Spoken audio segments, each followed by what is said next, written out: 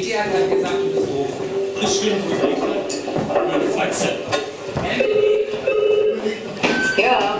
Ihre Tochter wartet immer noch.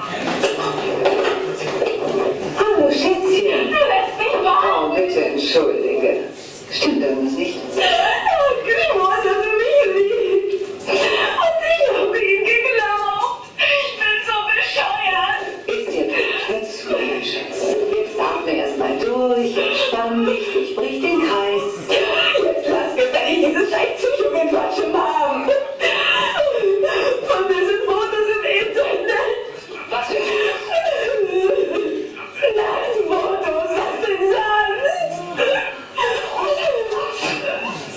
Wie konntest du nur so dämlich sein? Er war so charmant. Er hat gesagt, meine Beine wären der Wahnsinn und dass er sie jetzt fotografieren würde. Und dann gerät auf einmal alles außer Kontrolle. Mom, kannst du mir zu? Mom, Mutter!